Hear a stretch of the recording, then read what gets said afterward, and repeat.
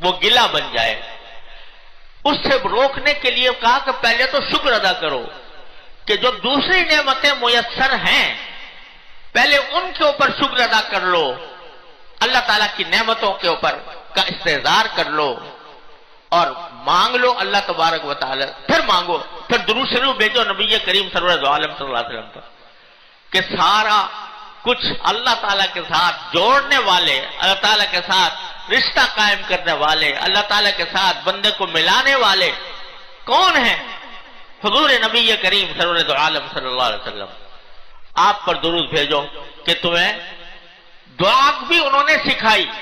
تمہیں آتا تھا مانگنا، تم مانگ سکتے تھے، مانگنے کا طریقہ بھی آپ نے سکھایا، مانگنا بھی آپ نے سکھایا، مانگنے کی ترغیب بھی آپ نے دی اور شکر ادا کرنے کی ترغیب بھی آپ نے دی. لہذا پہلے درود بھیج دو رسول کریم صلی اللہ علیہ وسلم.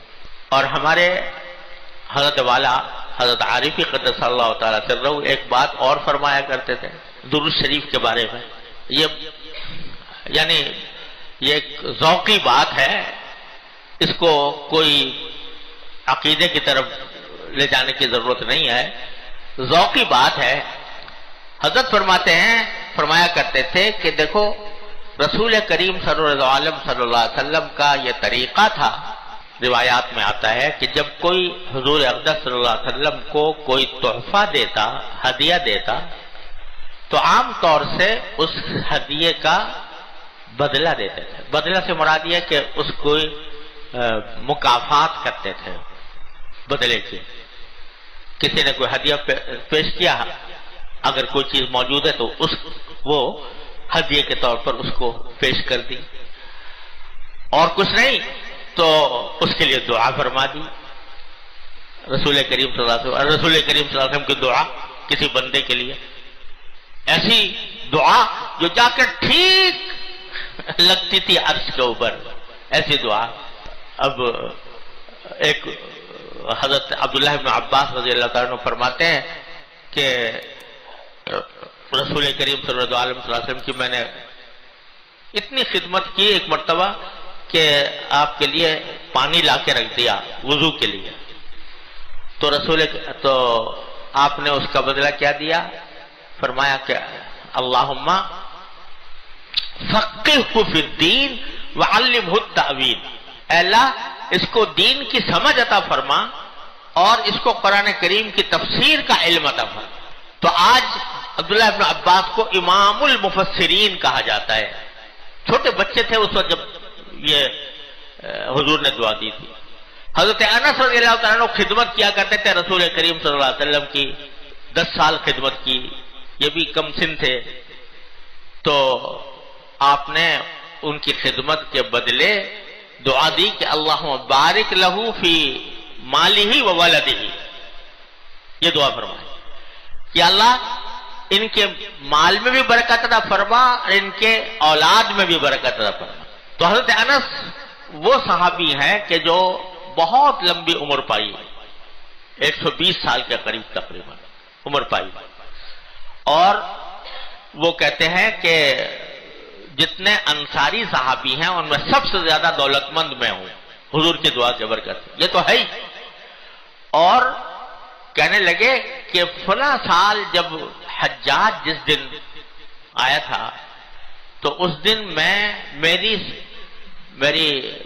ایک بیٹی نے بتایا، امینا نے، کہ میرے شاید مجھے یاد ہے 120 اولاد کو میں دفن کر چکا تھا.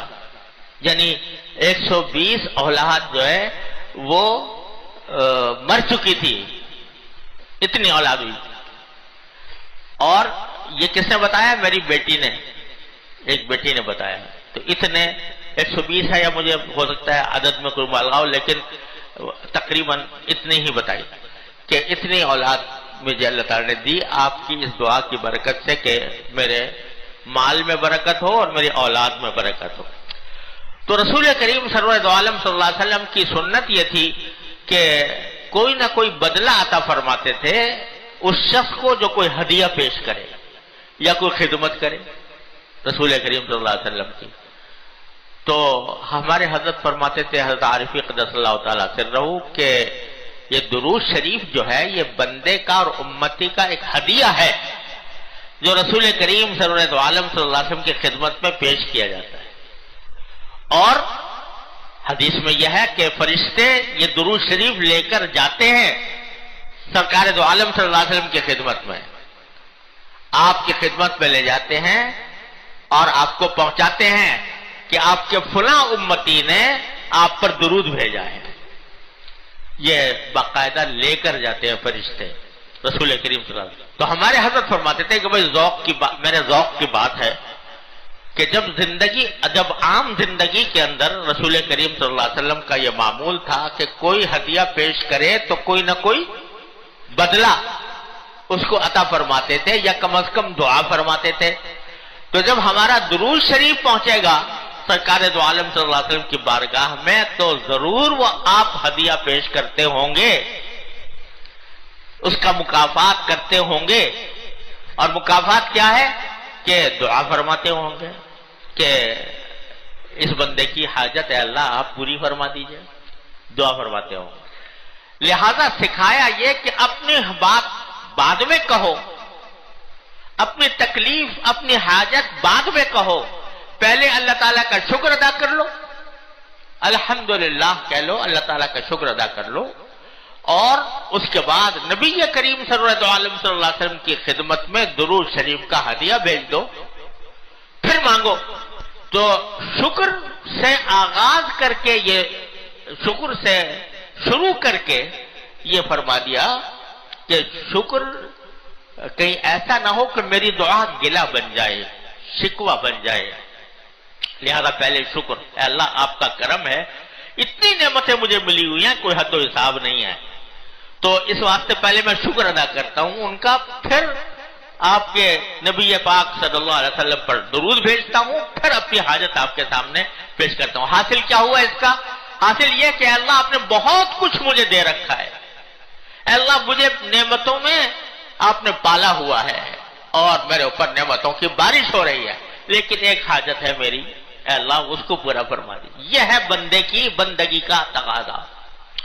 تو کہیں بھی دعا کو شکوے اور گلے کا انداز نہ بننا چاہیے، بلکہ مجھے سچی بات ہے اپنے اس دوران کبھی کبھی مجھے ڈر لگا کہ جب یہ میں نے پچھلے جمعہ کو آپ حضرات سے عرض کیا تھا کہ میں دعا کرتا ہوں آپ بھی دعا کریں کہ اللہ تعالیٰ مجھے سجدے سے محروم نہ فرمائے، تو یہ کسی ہمارے ساتھی نے طالب علم نے سن لی ہے بات، اس نے کچھ شعر کہہ دیے اور وہ شعر کہہ کے شعر بڑے اچھے کہے ہوئے تھے انہوں نے، کچھ پر اس پر میں نے بھی اضافہ کر دیا، تو وہ یہاں تو آج دنیا میں ذرا سی بات کہو تو ساری دنیا میں پھیل جاتی ہے، سنا ہے کہ کہاں سے کہاں پہنچ گئی اور لوگوں نے اس پر کہاں سے کہاں پہنچ گئی، تو اس میں صرف دعا ہی دعا ہے کہ یا اللہ مجھے اپنی دہلیز تک پہنچا دے، مجھے سجدے میں کرنے کی توفیق عطا فرما دے، اور وہ پڑھے جانے لگے شعر لوگ، تو مجھے کبھی کبھی ڈر لگا کہ کہیں ایسا تو نہیں کہ یہ کوئی شکوہ ہو گیا ہو اللہ تعالیٰ سے۔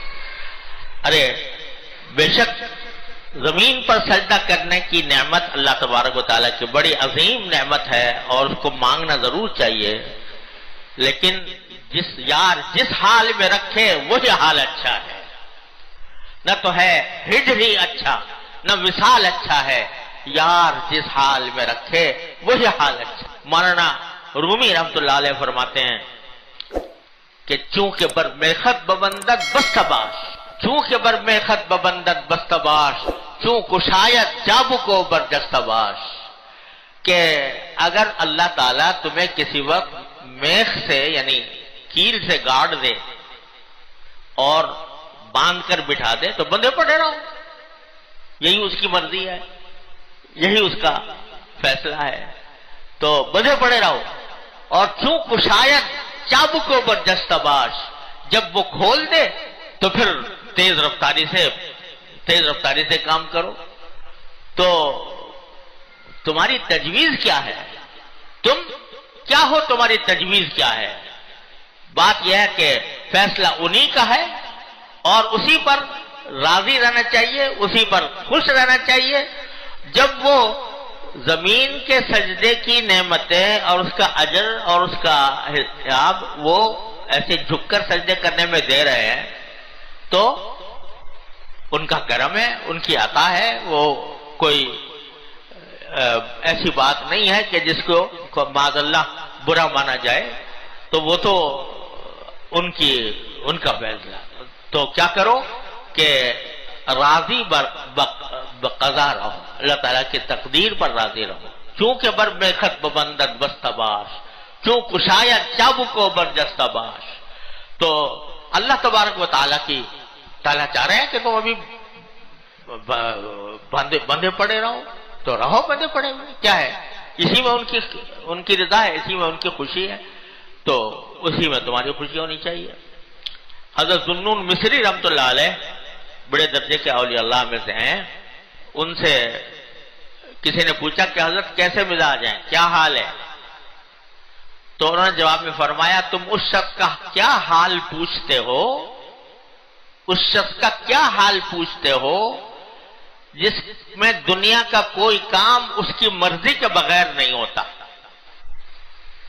اپنے بارے میں فرمایا کہ دنیا میں جتنے کام ہو رہے ہیں میری مرضی کے خلاف کوئی کام نہیں ہوتا، سب کام میری مرضی سے ہوتا۔ تو وہ بڑا حیران ہوا کہ بھئی یہ کیسے آپ نے کہہ دیا کہ جو کام ہوتا ہے میری مرضی سے ہوتا ہے؟ یہ تو بڑے بڑے لوگوں کو بھی حاصل نہیں ہوتی یہ بات کہ ہر کام ان کی مرضی سے ہو رہا ہو۔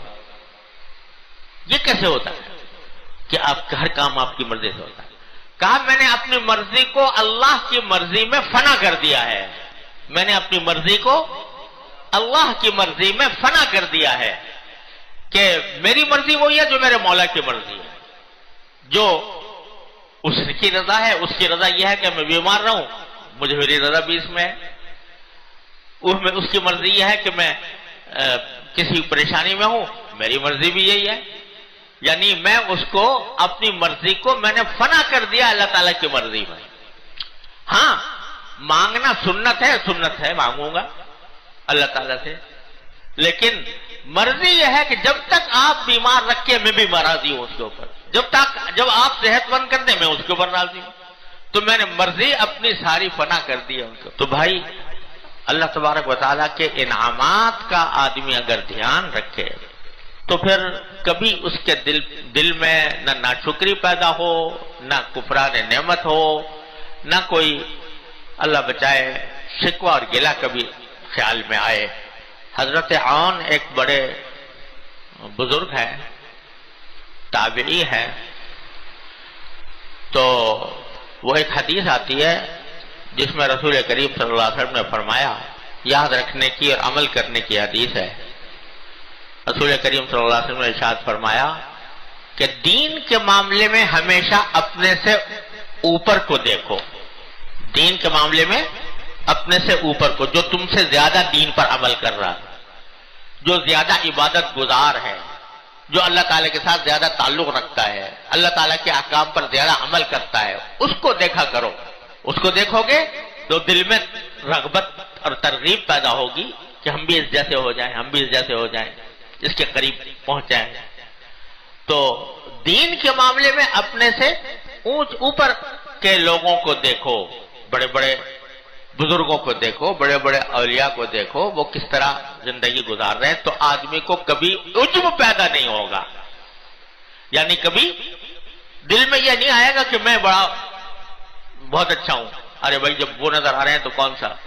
تو جب آدمی اپنے سے اچھے لوگوں کو دیکھتا ہے، اپنے سے زیادہ عبادت گزار اور اطاعت شعار لوگوں کو دیکھتا ہے، تو اس کے اندر میں رغبت پیدا ہوتی ہے، تکبر کبھی نہیں آئے گا، تکبر پاس نہیں آئے گا۔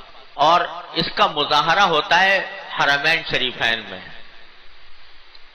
حرمین شریفین میں اگر اللہ تعالیٰ توفیق دے جانے کی، حج میں، عمرے میں کہیں، تو وہاں پر کسی بھی شخص کو اپنی عبادت پر غرہ نہیں ہو سکتا، کیونکہ کتنی ہی عبادت کر لے اپنے سے زیادہ کرنے والے نظر آئیں گے، کتنی ہی کر لے وہاں نظر آئیں گے کہ اب ہم نے بڑا تیر مارا کہ بھائی اتنے طواف کر لیے، اتنے عمرے کر لیے، اب کوئی مل گیا تو دیکھا کہ وہ تو پتہ نہیں کس مقام پر ہے، اس نے کتنے، وہ تو رہتا ہی صبح شام وہیں پر، اور اس کا کوئی اور کام ہی نہیں ہے سوائے اس کے.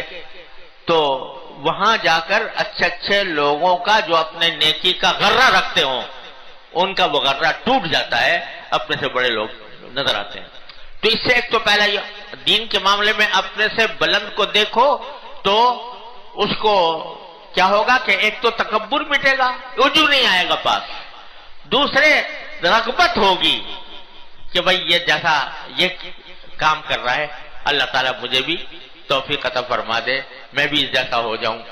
تو اس میں رغبت ہوگی نیکیوں کی، آگے بڑھنے کی. اسی لیے کہا گیا کہ اچھی صحبت میں رہو، اچھی صحبت اختیار کرو. تو وہاں تو یہ فرمایا دین کے معاملے میں کہ دین کے معاملے میں اپنے سے زیادہ فوقیت رکھنے والوں کو دیکھو، اور دنیا کے معاملے میں اپنے سے نیچے لوگوں کو دیکھو کہ ہم سے نیچے جو ہیں، جتنی دولت، جتنا کچھ ہمیں اللہ تعالیٰ نے دیا ہے، روپیہ پیسہ، گھر کے ساز و سامان وغیرہ وغیرہ، اوپر کو نہ دیکھو کہ فلاں کے پاس تو اتنا شاندار گھر ہے، میرا ابھی چھوٹا سا ہے، میرے پاس فلاں کے پاس تو ایسی گاڑی ہے، میرے پاس ایسی چھوٹی سی ہے یا نہیں ہے.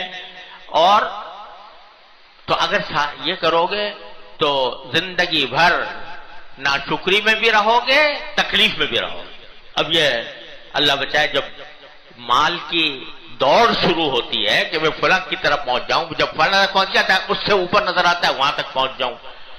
حضور اقدس صلی اللہ علیہ وسلم فرماتے ہیں کہ اگر ابن آدم کو 2 وادیاں بھی سونے سے بری ہوئی مل جائیں تو وہ کہے گا تیسری وادی اور مجھے مل جائے. اور بڑا خوبصورت جملہ فرمایا کہ ابن آدم کا پیٹ سوائے مٹی کے کوئی اور چیز نہیں بھر سکتی. پیٹ نہیں بھرتا اس کا. پھر جب اللہ بچائے یہ منافست ہو جاتی ہے تو پھر پیٹ کسی چیز سے نہیں بھرتا، آخر میں قبر کی مٹی ہی پیٹ بھرتی ہے، کوئی اور چیز بھر نہیں سکتی. تو دنیا کے معاملے میں اگر اوپر والوں کو دیکھو گے کہ وہ کتنے دولت مند ہیں اور اس جیسا بننے کی کوشش کرو گے، ساری زندگی مصیبت میں رہو گے، ساری زندگی پریشانی میں رہو گے، ناشکری میں رہو گے. اپنے سے نیچے والوں کو دیکھو کس حالت میں لوگ زندگی گزار رہے ہیں، اور کس حالت میں لوگ بھوک پیاس میں ہیں، فقر و فاقے میں ہیں، چیتھڑے کپڑے پہنے ہوئے ہیں. ان کی طرف دیکھو تو نظر آئے گا کہ اللہ تعالیٰ نے مجھے تو ان سے بہتر زندگی عطا فرما رکھی ہے. تو حضرت عون کی بات میں کہہ رہا تھا، وہ اس حدیث کی بنیاد پر انہوں نے ارشاد فرمایا کہ پہلے میرا طریقہ یہی تھا